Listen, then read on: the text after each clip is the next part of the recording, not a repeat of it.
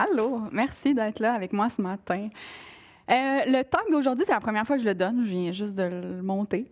Et puis l'idée est venue de plein de discussions qu'il y a eu dans la dernière année, principalement dans le cadre du Sécure, puis ensuite de ça dans le cadre du Polysécure. Puis là, ça m'a inspiré ce talk-là, comme je voyais qu'il y avait un peu d'intérêt quand même à parler de science. Donc, je me suis fait plaisir, puis j'ai monté cette présentation-là. Donc, je vais vous parler de méthodologie de recherche, de recherche en général, puis en vous donnant plein d'exemples. Puis là, c'est sûr que vous ne repartirez pas non plus les mains vides. J'ai quand même des résultats de recherche à travers ça que je vais vous présenter.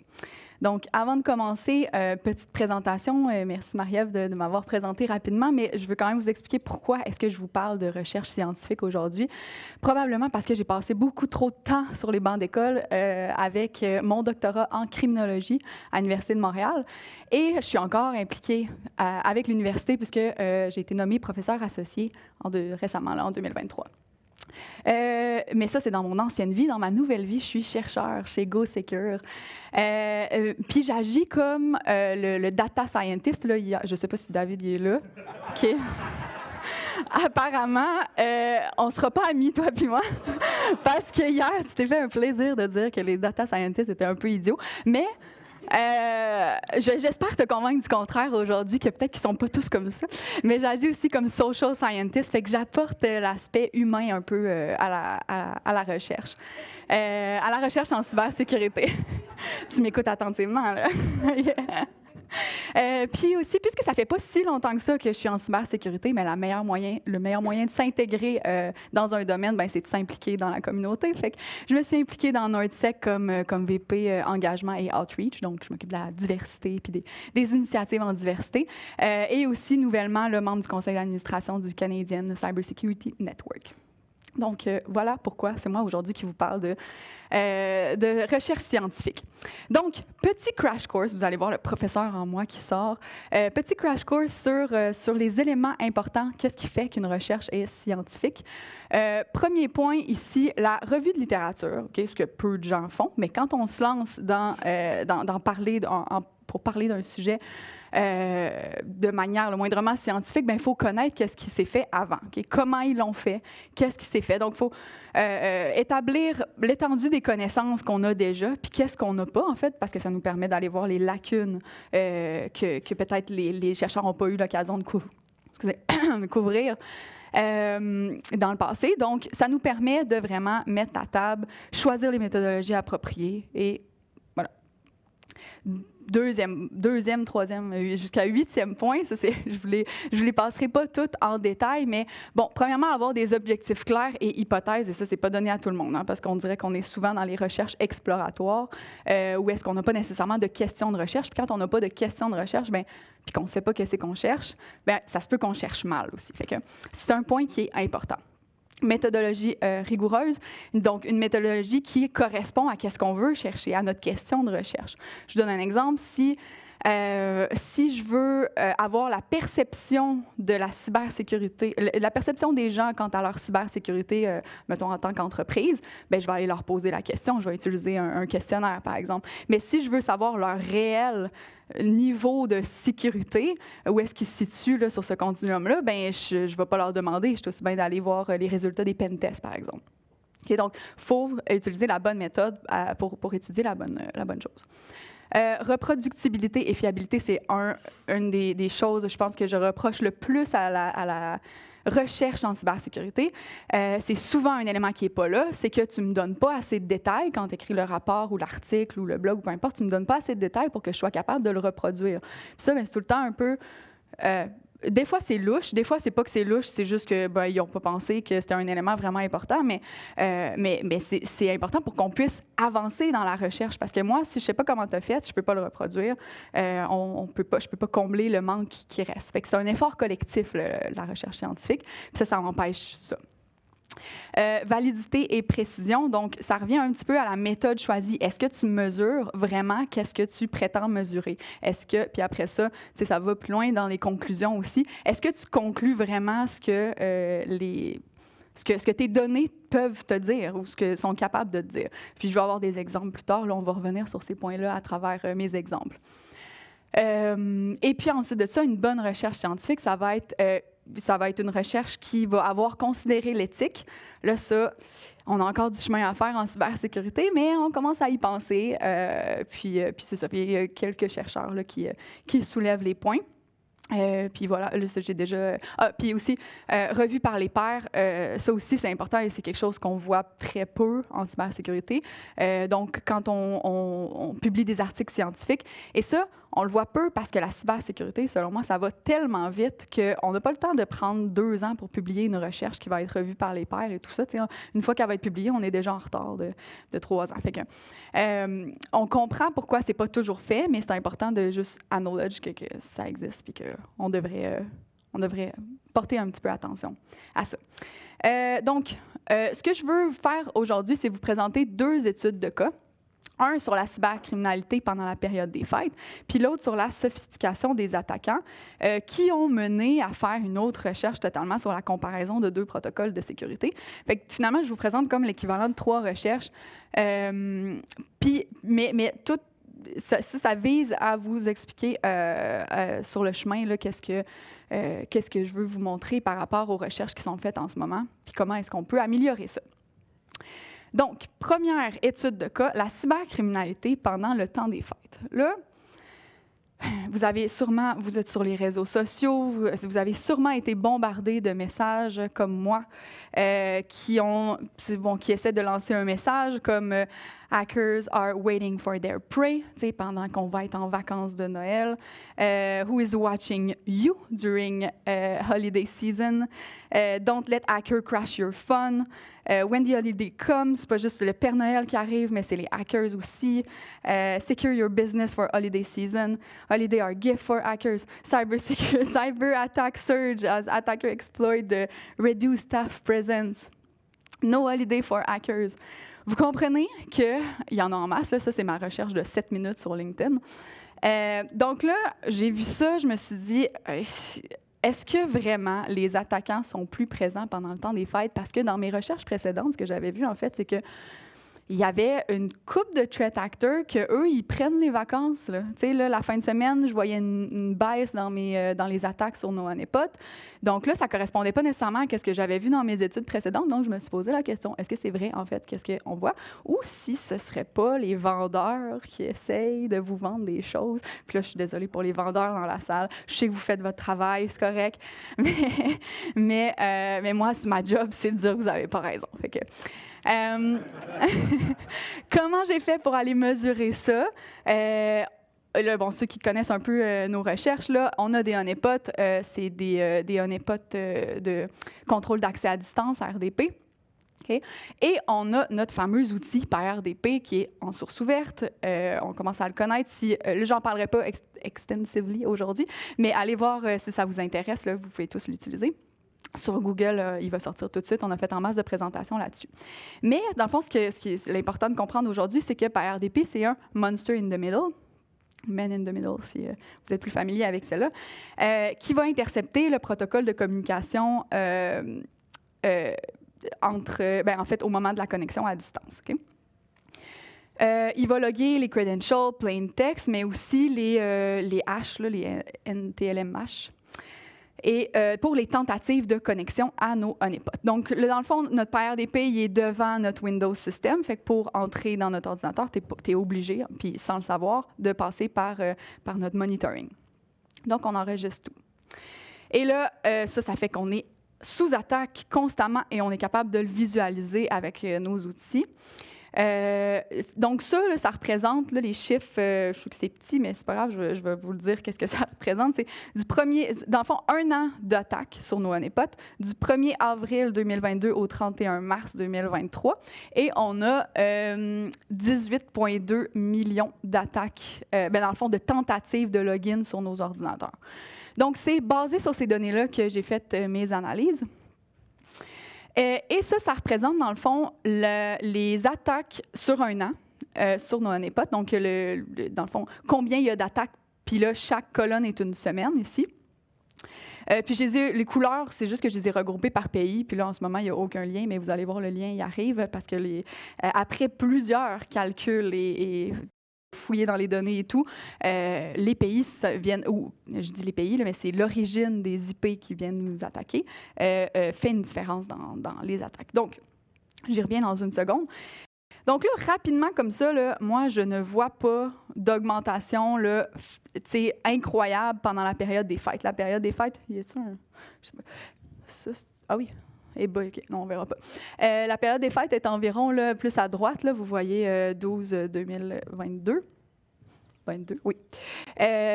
Donc, j'aurais pu m'arrêter là, en fait, parce que ça, c'est pas significatif. Mais comme, quand même, c'est plus haut qu'avant puis après, j'ai décidé d'investiguer aussi, quand même. Donc, même graphique, mais on enlève les IP qui proviennent de la Russie. Okay? Et là, il y a comme une... C'est pas aussi haut. Premièrement, déjà, on passe du nombre d'attaques là, de 700 000 à 400 000. Donc, on sait que la Russie contribue vraiment beaucoup au nombre d'attaques sur nos honeypots. Mais, puis on voit vraiment plus de fluctuations. Mais encore là, il n'y a pas de grandes fluctuations évidentes pour la période des fêtes. Okay? Par contre, au mois de décembre, on voit quand même, là, ça a le goût d'être haut. Là, okay? Fait que, autre analyse visuelle pour être certain. Si, un calendrier d'attaque. Donc, chaque petite ligne représente des attaques par minute.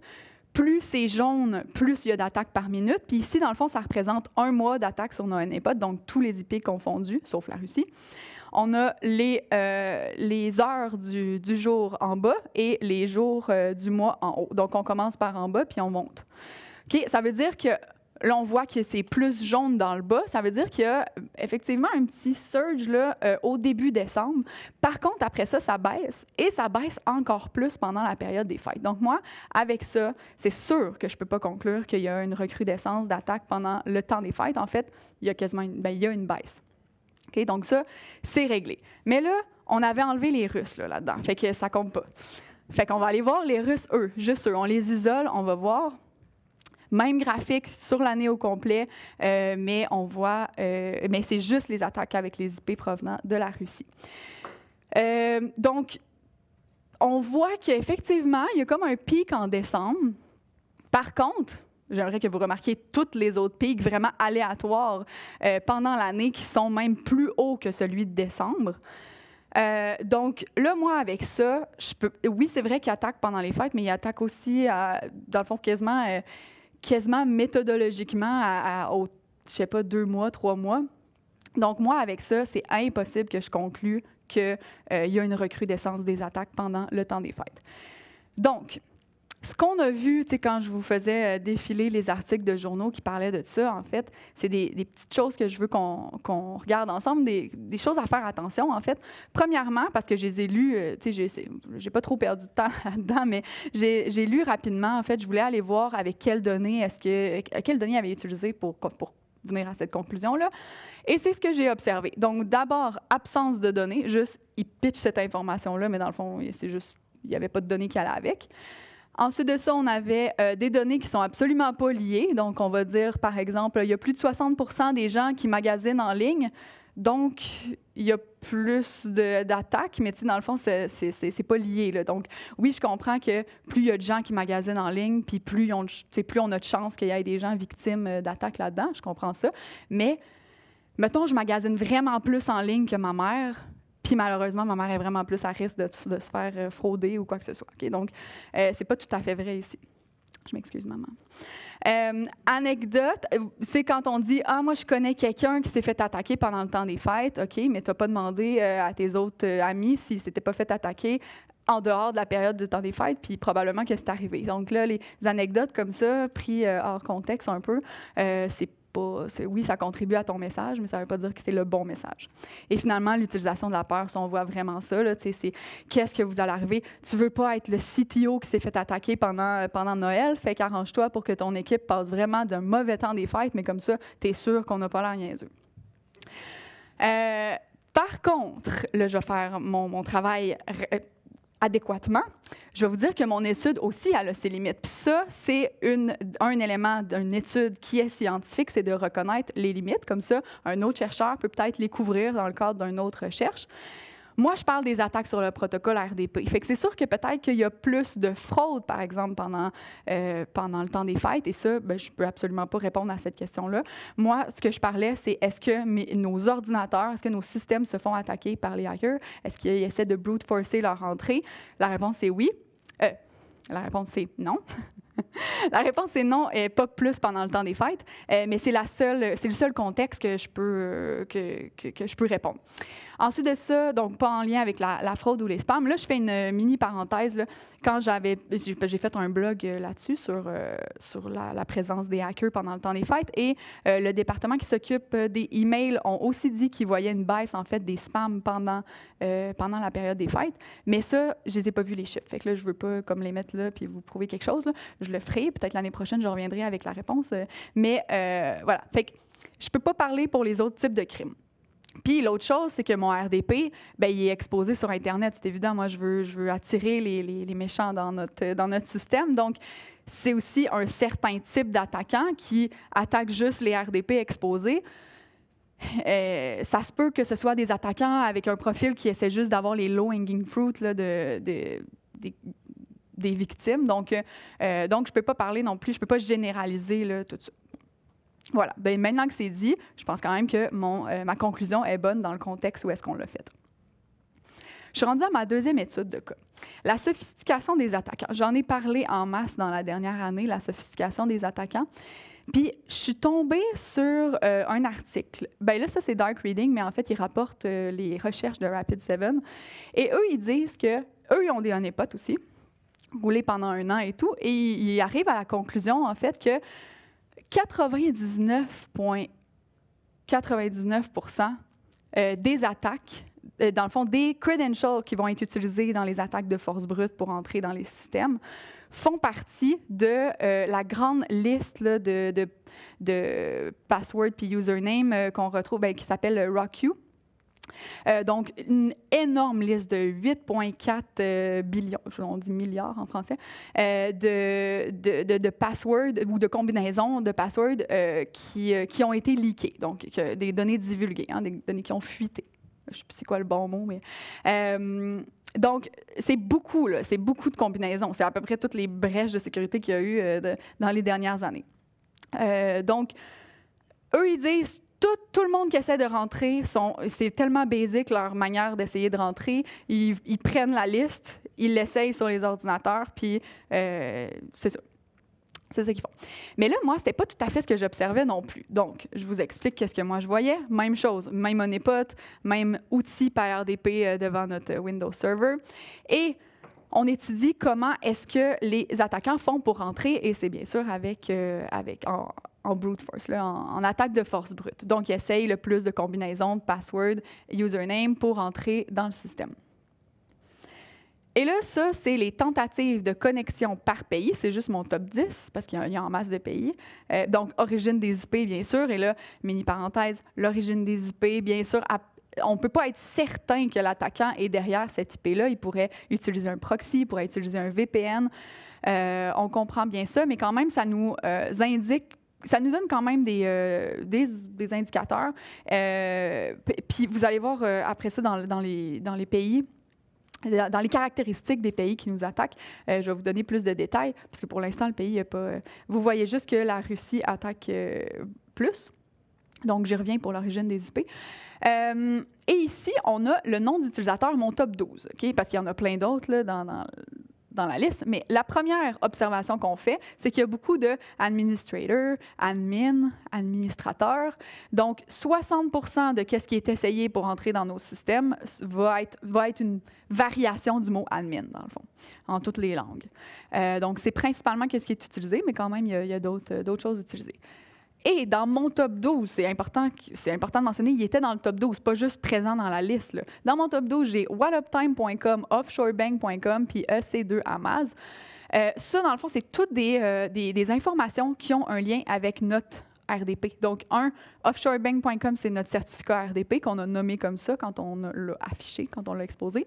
L'autre, c'est le nom de notre ordinateur. Puis Whatuptime, c'est Le nom de notre domaine, excusez. Puis WallupTime, c'est dans le fond une plateforme que tu peux utiliser pour installer Windows System quand tu es sur DigitalOcean. Parce que normalement, c'est ça, quand ton serveur est sur DigitalOcean. Et là, vous aurez deviné que c'est là que notre serveur est. Donc, bref, ces 3 informations-là, en fait, ils les ont pris de notre système. Donc là, ils prennent nos informations et ensuite de ça, ils adaptent leur attaque en fonction de ça. Donc, puis, pas donc, avant ma conclusion, les mots de passe aussi les plus utilisés, ce qu'on va voir, là, les grosses trends, c'est en fait des mots de passe faciles, là, genre une coupe de chiffres, là, des courts mots de passe, des variations du mot password, évidemment, mais la plus grande tendance qu'on voit, en fait, c'est les variations du certificat RDP, de notre certificat RDP.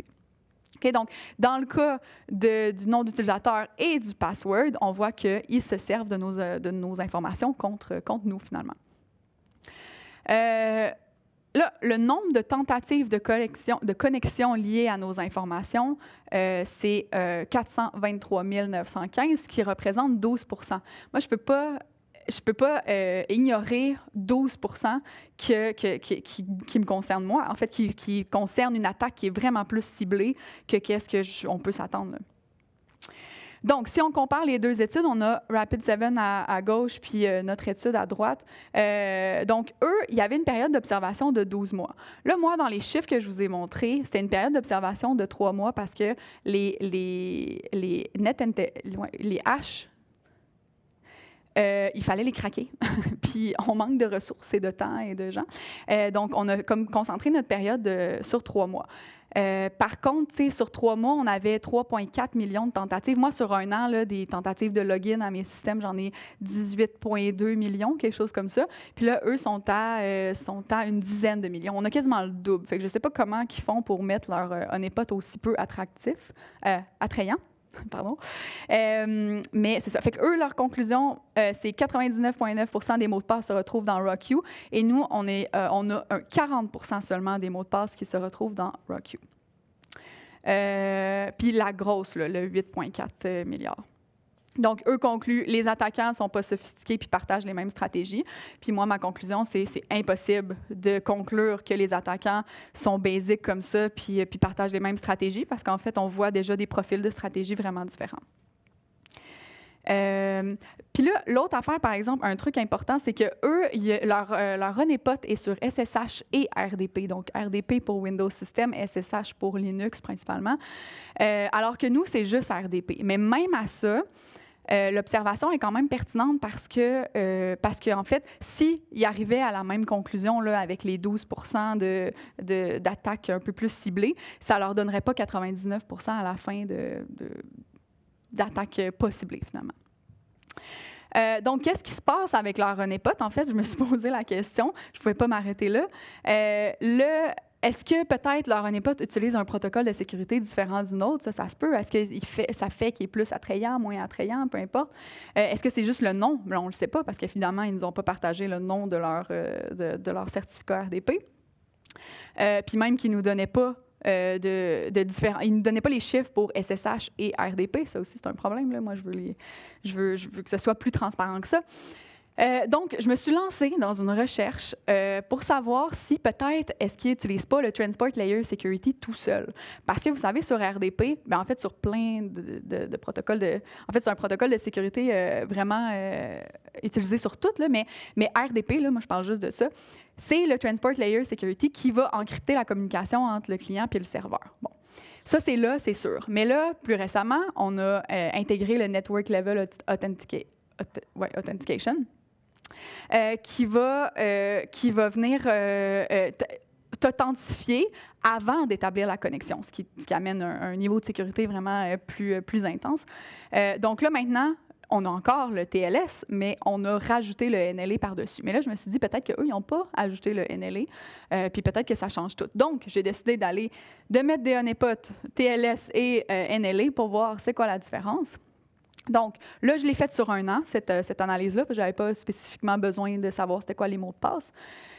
Donc, NLA, on se fait attaquer 16,8 millions de fois, et pendant que mon honeypot TLS se fait attaquer 282 fois, ce qui correspond à 0,00002% de toutes les attaques sur un honeypot. Okay? Donc, on comprend que TLS se fait vraiment moins attaquer, en fait. Pourquoi TLS se fait moins attaquer? Deux hypothèses, ça ne veut pas dire que c'est ça la réponse, c'est juste des hypothèses. Les acteurs malicieux peuvent peut-être assumer que les systèmes qui utilisent juste TLS sont peut-être abandonnés ou outdated parce que les gens n'ont pas pris la peine de mettre les nouveaux protocoles de sécurité en place. Ça peut être une chose. Ou peut-être est-ce que le NLA facilite l'utilisation des scripts automatisés pour le brute forcing.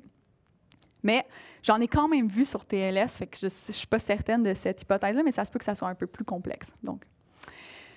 Puis là, la question que la question que je me suis posée, c'est est-ce que c'est les mêmes personnes qui attaquent TLS puis NLA? Et j'ai vu qu'il y avait quand même un overlap de 11% qui est des attaquants. C'est pas énorme, mais quand même, ils sont là. Donc, eux, ils semblent vraiment être pas tant regardants sur leur protocole de sécurité. Il n'y a pas de réflexion à savoir est-ce qu'on attaque juste TLS ou NLA. Puis ici, on a les attaques, mais selon l'origine de l'attaque. Donc là, le premier, on voit que la Russie attaque vraiment plus NLA, alors que les attaques venant du Panama proviennent vraiment plus, attaquent vraiment plus notre honeypot TLS. TLS seulement. Et puis, bon, il y a une couple de pays comme ça là, qu'on voit une différence entre les deux. Le Panama, je ne sais pas à quel point je veux aller dans cette discussion-là, mais je n'ai pas encore fait la recherche, mais dans mon next step, là, ce serait d'aller voir toutes les IP avec lesquelles on a des indices que peut-être qui utiliseraient des proxys. Donc, il y a comme des pays qui ont qui fournissent beaucoup de proxys. Puis, donc, allez voir là, tous ceux que j'ai des indices que ce serait plutôt des proxys que des ordinateurs compromis ou des ordinateurs, en fait, reliés à une business carrément. Ça serait dans mes prochains sujets de recherche. Mais ici, on peut peut-être que les attaques venant du Panama, c'est plus utilisé par des proxys, mais c'est peut-être aussi plus des scanners. Que là, dans le fond, ils ne mettent pas beaucoup d'efforts. Dans le fond, ils veulent juste scanner, voir qu'est-ce qu'il y a sur Internet, mais ils ne mettent pas beaucoup d'efforts pour essayer d'entrer. Bref. Ici, par continent, parce que je trouvais ça intéressant, l'Asie vraiment plus présent pour attaquer NLA et le South America plus présent pour le TLS. L'autre chose, on va observer pour les mots de passe puis les noms d'utilisateurs. Les tendances ici de mots de passe, bien là, les mots de passe vraiment faciles, vraiment simples, ils vont être utilisés partout, c'est comme la norme, ça, c'est correct. Mais là, les plus difficiles vont être utilisés sur TLS, les variations du mot password plus présent sur TLS, mais tout ce qui est autre ou ciblé, c'est plus NLA. Donc, ici, puis ça, c'est pour les usernames. Dans le fond, ce qu'on voit, c'est que sur TLS, toutes les attaques, on utilisait une variation du mot administrateur, alors que sur NLA, c'est 60%, mais il y a quand même autre chose de présent. OK, là, je fais une petite parenthèse, puis après ça, on retourne à notre autre étude qu'on est en train de comparer. Petite parenthèse sur, OK, nous, on choisit quoi, en fait? Parce que là, si on est une business, je suis en train de vous dire que TLS est vraiment moins attaqué. On est-tu mieux de ne pas mettre NLA, dans le fond? Pour les usagers, NLA, ça représente plus de sécurité de toute façon. Et puis là, bon, selon les résultats de cette étude-là, les attaques sont un petit peu plus sophistiquées sur NLA. Mais c'est facile de s'en sortir juste en ayant une bonne hygiène de mots de passe et de nom d'utilisateur. Okay? Donc, mon conseil, ce serait de rester sur NLA quand même et d'avoir juste de mettre des mots de passe qui sont robustes. Pour les chercheurs, c'est évident qu'on va utiliser, qu'on veut voir les résultats pour NLA puis pas pour TLS. Là. Mon 282 tentatives de connexion, là, il est vraiment pas intéressant. Donc, puis là, ça fait 2 ans qu'on cherche sur des honeypots NLA, puis c'est vraiment plus représentatif d'abord des défis de sécurité parce que normalement, une entreprise qui se respecte le moindrement va avoir mis NLA de toute façon, fait que c'est plus représentatif de qu'est-ce qu'on a, de nos clients et tout. Et le nombre d'attaquants va être plus grand, puis l'humain est vraiment présent aussi, on l'a vu dans d'autres recherches. Donc, je reviens à la question, qu'est-ce qui se passe avec leur honeypot? Est-ce qu'ils utilisent juste du TLS? Donc ça, vous vous rappelez, nous, on a administrateur beaucoup, ça c'est nos honeypots, administrateur et aussi des informations personnelles qui ont été leverage contre nous. Eux, ça c'est juste RDP, là, donc je laisse tomber leur partie SSH. On voit administrateur, mais on voit aussi plein d'autres choses en fait. Mais ça, c'est juste pour leur nom d'utilisateur, hein, parce qu'eux, dans leur étude, ils rapportaient plus pour les passwords. Mais quand même, c'est intéressant de voir. En fait, c'est vraiment similaire à ce qu'on voit ici. Donc, beaucoup d'administrateurs, mais aussi présence de d'autres choses. Et aussi, on voit là, le numéro 20, Azure User. Là. Ça a l'air d'être beaucoup plus ciblé que les autres dans la liste. Là. Donc, ils ont présence de ciblage aussi. Ça, c'est nos honeypots pour les mots de passe les plus essayés pour essayer d'entrer. On a, comme je vous disais, on a des mots de passe. La plupart sont vraiment simples, mais on a aussi des choses ciblées. Ici, mot de passe simple aussi, ça correspond. Il n'y a pas l'air d'avoir de choses ciblées. Par contre, on n'a aucune idée de c'est quoi leur nom de certificat RDP aussi. Fait que s'ils ont appelé leur certificat 1, 2, 3, 4, en fait, c'est comme peut-être qu'ils ont essayé ça à cause que c'est leur nom de certificat, mais on ne peut pas le savoir. Donc, qu'est-ce qui se passe avec leur RDP, leur honeypot? En fait, j'en ai aucune idée. Tout ça pour vous dire que j'ai aucune idée, je ne peux pas répondre à la question. En fait, eux seraient vraiment mieux de répondre à cette question-là en nous donnant plus de détails pour être capable de reproduire leur étude. Donc, je ne peux pas conclure qu'ils utilisent TLS parce qu'en fait, ça correspond quasiment plus à NLA. Qu'est-ce qu'on a comme résultat? Les conditions d'une recherche scientifique de qualité, je reviens à mes petits points de départ avec lesquels j'ai introduit. Objectifs et hypothèses claires, ça, il n'y en avait pas, mais c'est pas si grave parce que là, si on est dans une étude exploratoire, c'est pas le point le plus important. Le point le plus important, selon moi, c'est la reproductibilité puis la fiabilité. Je suis pas capable de reproduire leur étude, même si je cherche puis que je fais plus de travail que ça devrait. Je suis pas capable d'arriver au même résultat. Donc, c'est une lacune dans leur étude. Je veux plus de détails. Et l'autre point, c'est la validité. En fait, il n'y a pas d'objectif clair. J'avais des beaux petits X ici. Pas de reproductibilité et fiabilité. Et pour le troisième point, ça, c'est carrément leur blog. Okay? Ce n'est pas ce que Dark Reading a rapporté. C'est leur blog. Quand ils ont sorti cette recherche-là, ils disent « Nouvelle recherche, on est encore vraiment poche avec les passwords. Ça fait que les attaquants ont vraiment plus de facilité. » Là, on se rappelle, ils ont utilisé des honeypots, puis les attaquants, ils les ont attaqués. Puis là, ils disent que nous, on est poche avec les passwords. Il n'y a aucun lien avec la conclusion et les données qu'ils ont. En fait, s'il y avait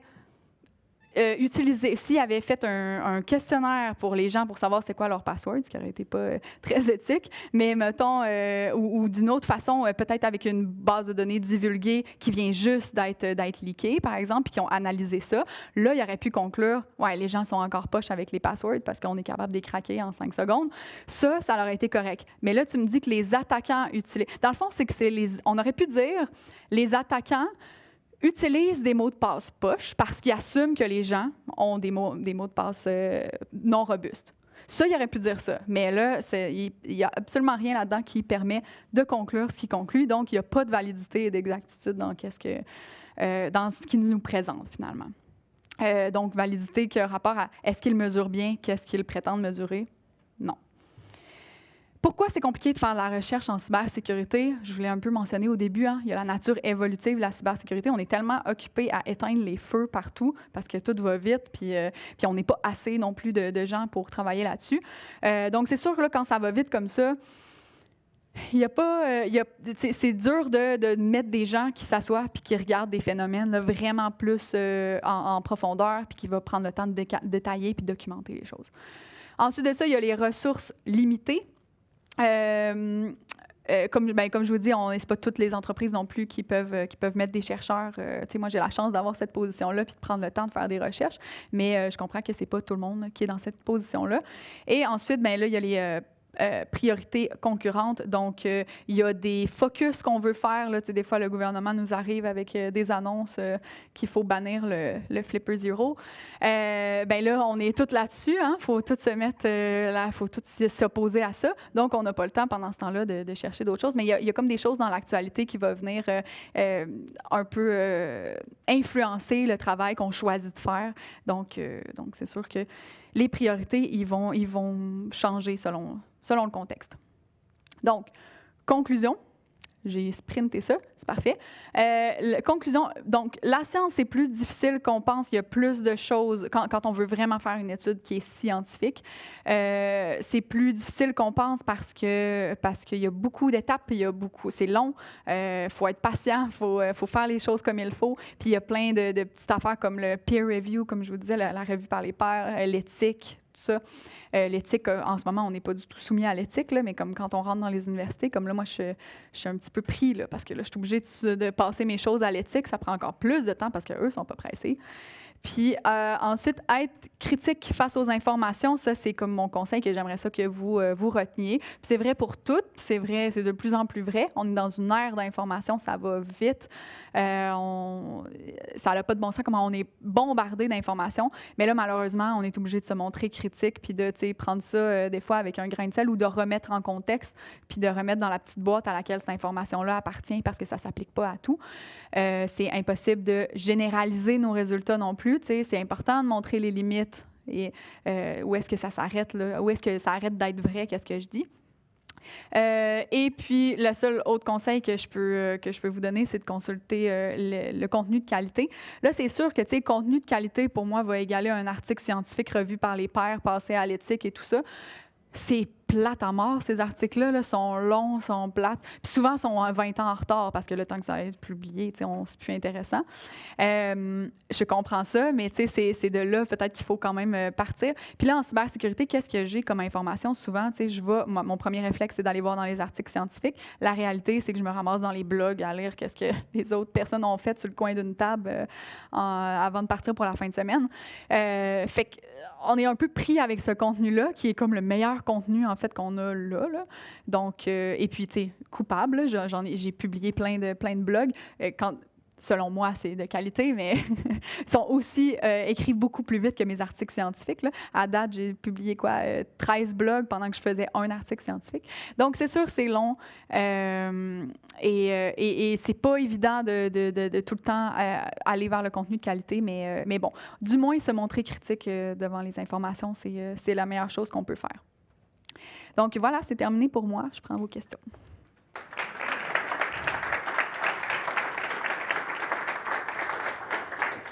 On va commencer avec une question en ligne.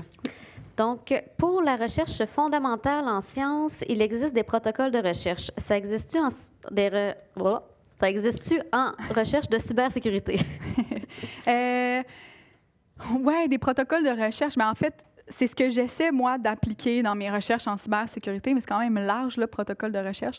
C'est ce que j'essaie d'appliquer, puis c'est ce que j'essaie de transmettre tranquillement. Là. Il y a du chemin à faire, mais c'est un peu ça mon travail, c'est de faire le gap, remplir le gap entre ce qui est utile pour les professionnels et ce qui est pertinent de rechercher plus en profondeur. Donc, d'allier le académique avec le monde, le vrai monde, là. Parce que souvent, l'académique, on est un peu dans les nuages. Donc, oui, ça n'existe pas. Bien, en fait, j'en ai pas vu ou j'en ai rarement vu des gens qui vont utiliser des protocoles de recherche là, puis qui l'appliquent spécifiquement à la cybersécurité. Mais il y en a, mais ça se fait juste dans les universités. Donc, c'est tout ce que j'ai vu jusqu'à maintenant. Mais il faut en fait, c'est à nous de les appliquer. Là. Merci. Est-ce qu'on a des questions dans la salle? S'il vous plaît, juste parler près du micro. Merci. Oui, petite question. Tantôt, on parlait en début, là, justement, une petite recherche LinkedIn qui disait justement que le marketing avait un peu infiltré. Est-ce qu'on pourrait avoir l'hypothèse aussi que le marketing a un peu infiltré aussi la recherche en cybersécurité, dans le sens... Là, je ne vise pas GoSecure, là, je parle en général. Je me rappelle d'avoir lu le texte de Dark Reading, puis de m'être dit à peu près la même affaire, de me dire, c'est pas ça, juste par rapport. Je veux dire, quand on fait tous les liens ensemble, donc, il y a comme si Rapid7 cherchait à vendre quelque chose. Mm-hmm. Est-ce qu'on peut arriver à cette conclusion-là ou c'est moi qui paranoïe peut-être un peu, là? Oui, non, ça se peut très bien. Là, puis là, je ne veux pas leur prêter des intentions. Je sais même pas qu'est-ce qu'ils vendent, en fait.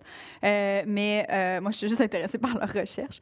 Mais c'est sûr que ça se peut. Puis, tu sais, quand une entreprise met de l'argent dans des chercheurs, bien, c'est évident, souvent, c'est dans R&D, là, tu sais, recherche et développement. Donc, tu sais, on fait des recherches sur notre produit, mais tu sais, c'est surtout pour l'améliorer ou pour le vendre. Tu sais, moi, j'ai la chance de ne pas être dans cette position-là parce qu'en fait, on ne vend pas de RDP. Je parle souvent de password. On n'a aucun password manager ou peu importe. Tu sais, j'ai la chance de ne pas être pris puis de ne pas répondre aux besoins nécessairement directement. C'est pas impossible qu'un jour, je fasse des choses plus en lien, mais là, je suis libre de faire ce que je veux. Donc, tu sais, en fait, je connais pas vraiment d'autres entreprises qui font ça, tu sais, comme GoSecure, qui va me permettre de faire mes recherches. Donc, oui, ça se peut très bien que quand tu m'investis dans les chercheurs, c'est en fait que tu as un autre objectif en tête qui va être de vendre quelque chose. Sinon, ça peut être juste branding recognition, comme dans mon cas, là, finalement. Merci. Bonjour. Lorsqu'on fait des recherches sur Internet, des fois, on nous dit de valider. Donc, il y a comme une séquence, comme un peu les journalistes qui vont faire de la recherche, ils vont avoir une séquence. Existe-t-il des outils qui permettraient justement à tout le monde, lorsqu'ils arrivent sur un article, de pouvoir se poser les bonnes questions, puis peut-être donner du pointage ou des choses qui pourraient donner une certaine crédibilité, validité, lorsqu'on lit justement ces choses-là. Un outil qui permettrait aux gens de s'améliorer. Oui.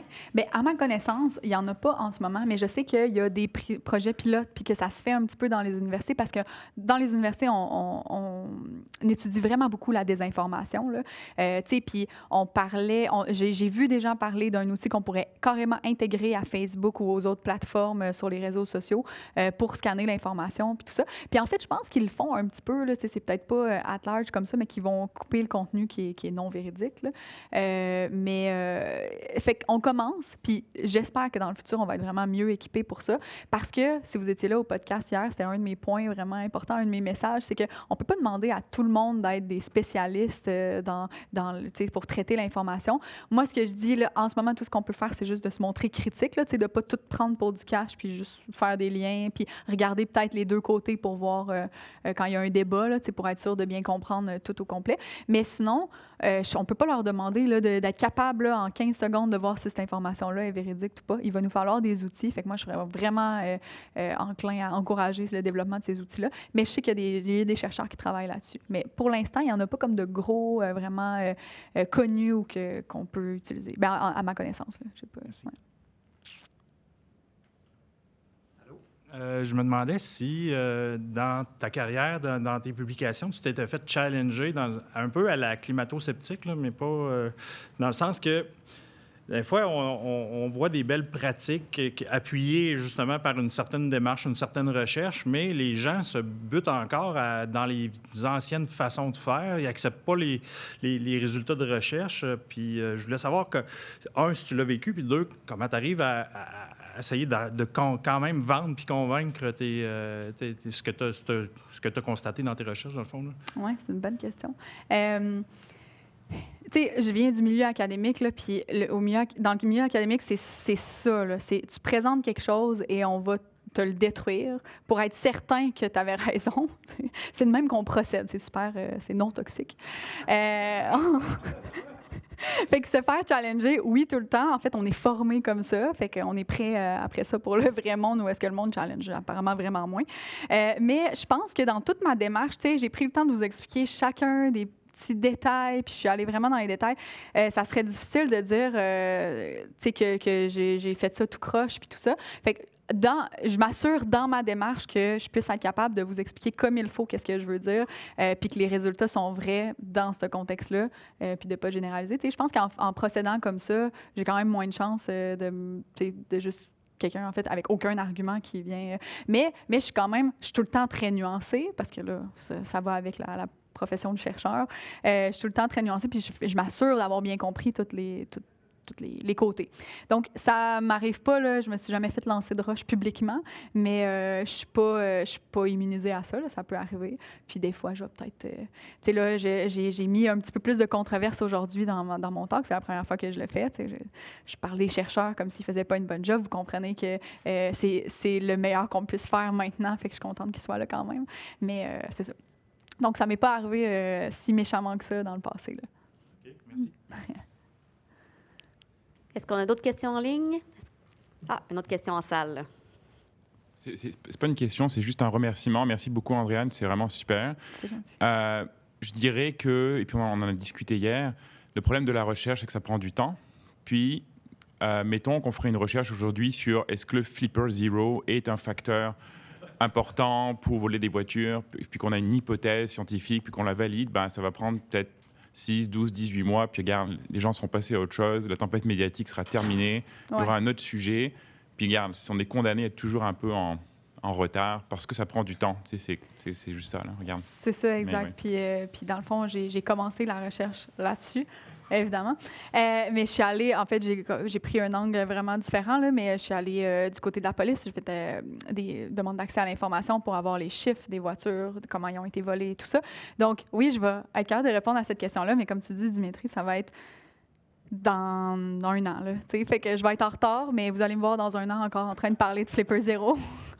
Ou peut-être pas Flipper Zero, mais peut-être juste, est-ce que vraiment le vol de voiture, c'est un enjeu de cybersécurité? La réponse, ça va être non, je vous le dis tout de suite, mais je vais revenir vous le dire l'année prochaine. Mais ouais, on est pris là-dedans. On a une autre question en ligne. Ouais. En recherche de cyber, il existe une base de données où on retrouve toutes les recherches? Non, pas du tout. La réponse est non. Mais tu sais, ça n'existe pas tant non plus pour tous les autres domaines nécessairement. Il faut que tu ailles dans les articles scientifiques puis que tu cherches, mettons, un vraiment bon outil, ça va être Google Scholar. Puis c'est la même chose pour la cybersécurité. Il va en avoir des études là-dessus. Donc, on tape notre sujet de recherche puis il est censé nous sortir à peu près pas à peu près. Il va nous sortir les articles scientifiques, au moins ceux indexés par Google. Puis on peut chercher là-dedans, là, donc, mais il n'y a pas de... Puis il y a quelques journaux aussi scientifiques spécialisés en cybersécurité. Donc, eux, si on veut se concentrer là-dedans, on s'abonne à cette revue-là, puis on va trouver qu'est-ce qu'on a de besoin. Mais il n'y a pas... Mais ça, c'est pour les articles scientifiques seulement. Là. Après ça, les blogs, c'est le Far West. Là, fait que tu cherches ça sur Google puis tu espères tomber dessus, là, mais c'est le meilleur qu'on puisse faire. Merci. On a-t-il un autre en ligne? D'autres questions en personne? Merci beaucoup, Andréane. Merci.